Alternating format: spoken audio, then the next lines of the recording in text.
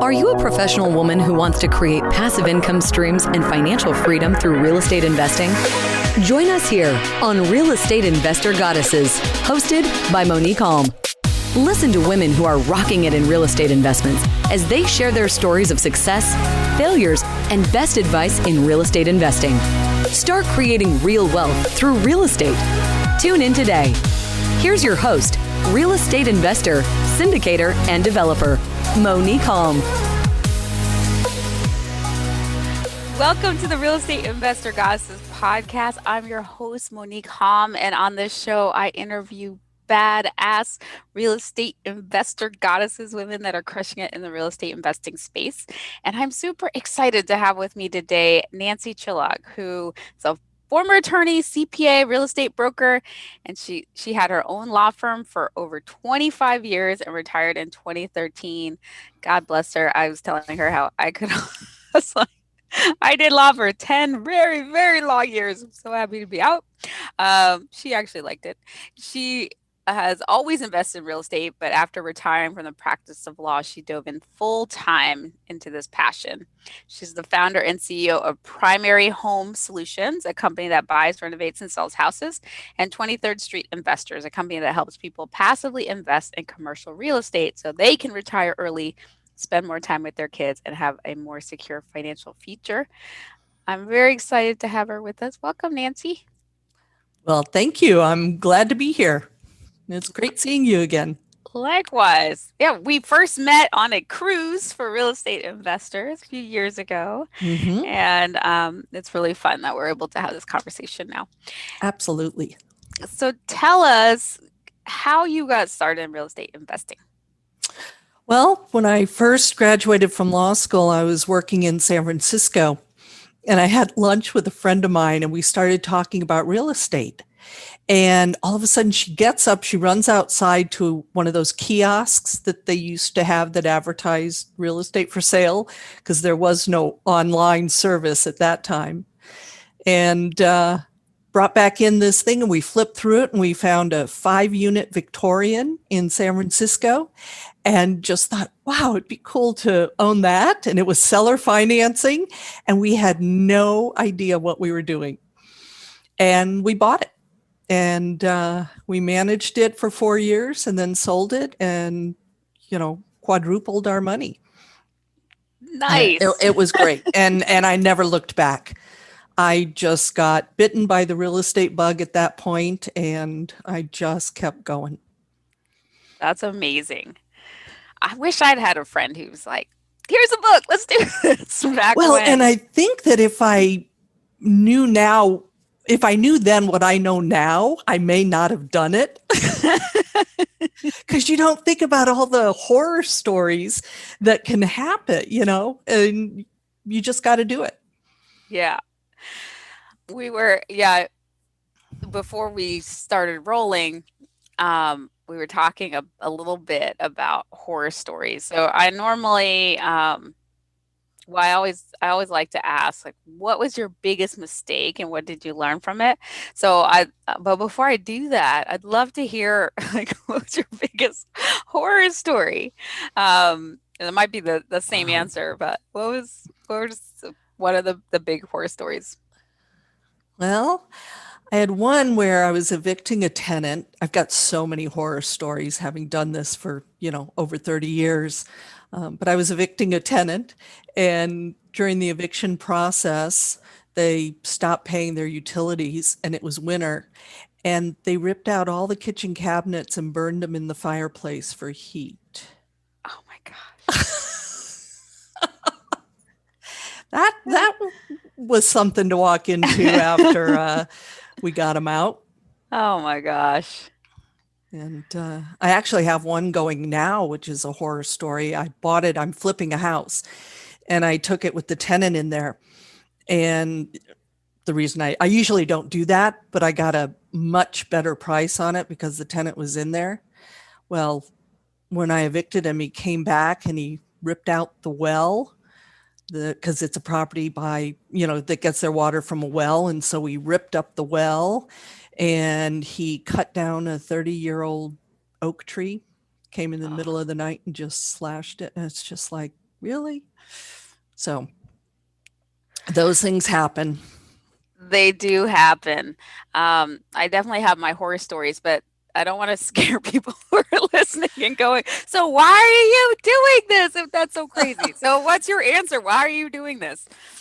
Well, I mean, it's a risk of any business. And I would say for one horror story, I have 50 great stories. And Yeah. so you just have to realize that those things happen. And when they happen once, you tend to learn from them, hopefully, and they don't happen again. And there's some things you just can't avoid. Yeah. And that's why you have insurance and, you know, you put precautions in place. So what are some of the things that you've learned from those horror stories? Really weed out your tenants. Make sure you get somebody that is a good tenant. If you're flipping properties, try not to do it with a tenant in place that you have Yeah. to evict because that can get dicey. Yeah. So those are two of the things I learned. Yeah. Sometimes you cannot get rid of the tenants, and sometimes you don't want to. So we bought one of my horror stories is an apartment and townhome community that we purchased in Albuquerque, New Mexico. And if you're buying a building, you don't want to evict all the tenants.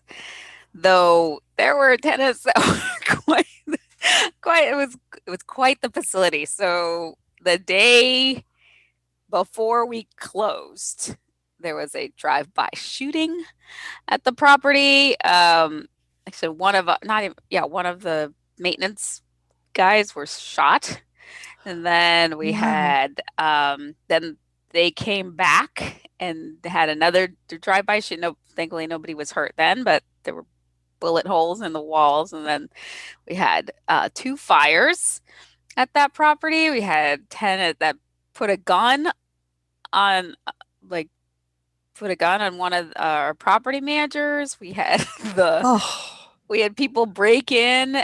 This was a great story. It was Valentine's Day, and this somebody broke into one of the empty units, and the next day we found rose petals and hypodermic needles. Yeah, so they were having whoa. quite the celebration. So it was that kind of building. So Class A def neighborhood, right? yeah, A class all the way. So it was a lot of work, but it was also what was very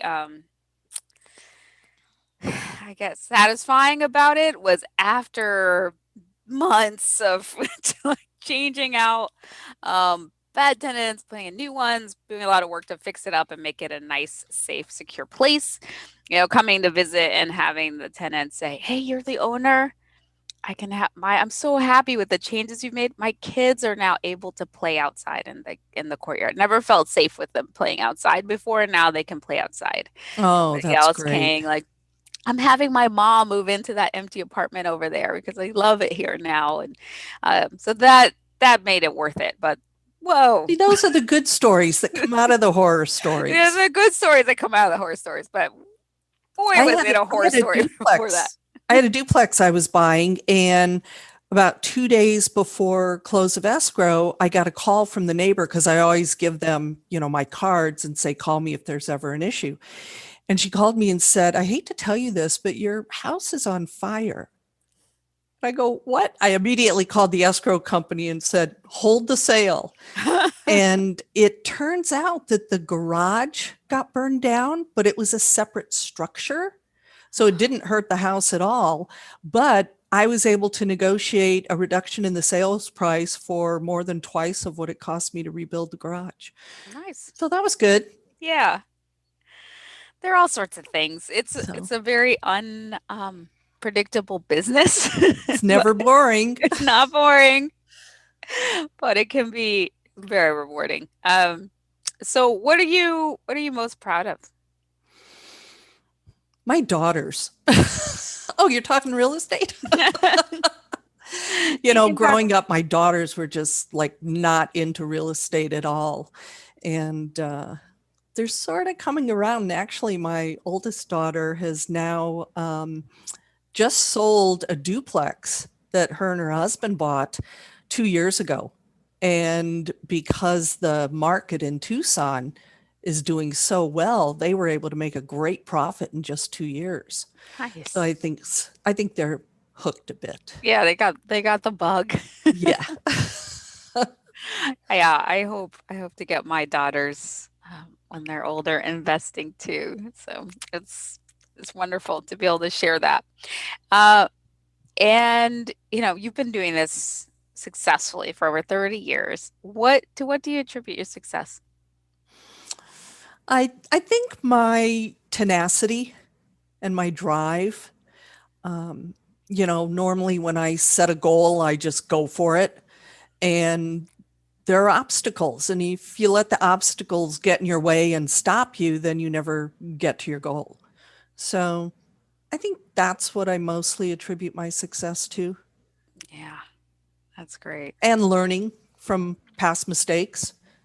You know, it's always an education. That is the thing. It's always there's so much feedback we get, right? And you learn a lot more for when things don't go right, right? Than when they do. So that's good. Yeah, if you get the lesson, then it's worth it. Uh, what advice do you have for a woman who's just starting out in this field? Um, don't think small. When I started out, I just naturally assumed I would buy, single family homes. I mean, I bought that one 5 unit building. But when I say small, I mean, don't think that you can't invest in 100 units in a 100 unit apartment building or 50 unit apartment building, because the reality is the effort it takes to do that is almost the same as buying a single family home. A few more moving pieces, but don't think that you can't do something. Yeah. So look around and just assume that anything out there that you want to buy, you can buy. And then it's just a matter of figuring out how to do it. Yeah. So good.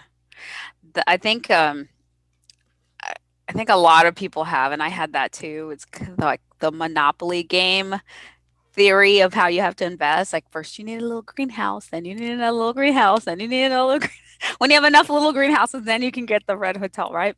Right. And when I found out that it's not, you don't have to do it that way, and B, the hotel is not, or the big red building is not harder than the greenhouses. It's in certain cases, especially if you're self-employed and you're not a W-2, it can be easier even to do bigger. Um, that was game changing for me. So it's really good advice to And have. and I think looking back, um, I mean, I loved doing the real estate. I mean, that was just fun for me to do the negotiations to buy a house and then to rehab it and to either rent it or sell it. I mean, I just liked doing that. But I think what I would have done is alongside that, as I saved up money from working, I would have invested passively in large apartment buildings, Yeah. you know, or some sort of multifamily unit, and had that as passive income, and done both, as opposed to, having 50 single family homes. Yeah, that's something I wish I'd known about earlier too. I didn't know syndication existed. I didn't know that you could own a piece of a large property. And when I found, I was like, why did I not know about this before? Right. Well, I knew it existed, I you didn't. know, but the issue was I'm a control freak. And what I realized is that, and I didn't realize it then, is that you can be in control by choosing the right people that you're investing with. Yeah. As long as you've, you know, check them out, feel comfortable with them, and they're the type of people you want to do business with, then you can go in as a passive investor. Where if it's somebody that you don't trust or you don't know or you haven't done your research, then you don't have as much control. Yeah. So I think Yeah. that's the thing, I knew about it, but I was afraid of not being able to control the whole project. Yeah. I love passively investing now. It's nice, so relaxing. It is Once you nice. have vetted the team, right? So Right. once and it's in, it's like, oh, okay, then they'll do it. And you just wait for your money to come back with friends.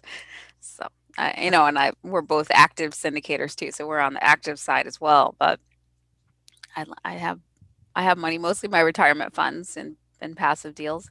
I think it's great. I love It it. is nice. Yeah. It is nice. So what do you wish you'd known at the beginning that you now know? Um,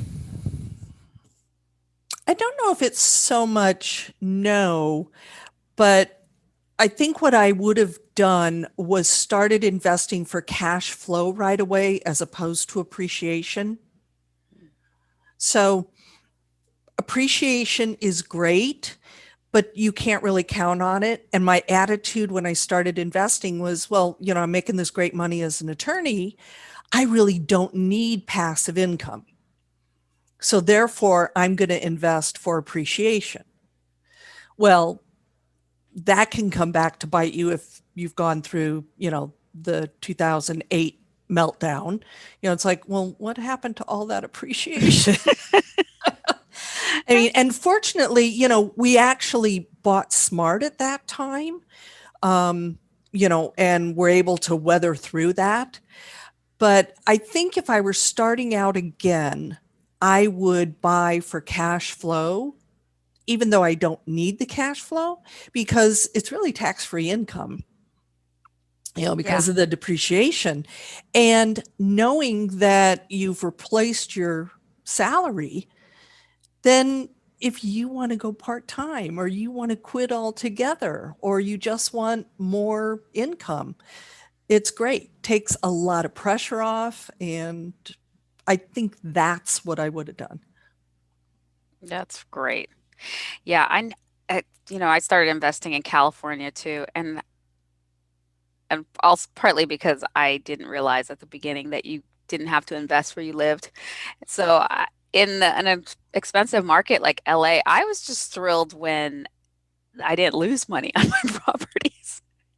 If it paid for Yeah. itself, I felt like I was winning, right? It's just like, oh, it's breaks even. Woo! And I get appreciation. So I had this thing called cash flow. I didn't realize that was even possible. Like, Well, that's how. and when the market's going up, that's what happened with the mortgages. People were getting into the negative amortization mortgages where, they weren't paying down the full mortgage, but Yeah. they were just breaking even on the property, but they kept seeing all these dollars add up in appreciation, for several years, and then it just fell apart. And Yeah. and then their mortgage, you know, um, started having higher interest, and it was something they could not get out of. They couldn't make higher payments. The negative just kept getting bigger and bigger. They couldn't refinance, and they had to walk away. Yeah. And so, my advice is just start making sure you're getting cash flow. And if you get appreciation, great, it's a bonus. Such great advice. All right. Before we get into our famed end of show Trinity, which is a brag, gratitude, and a desire, how can people connect with you and find out more about what you do?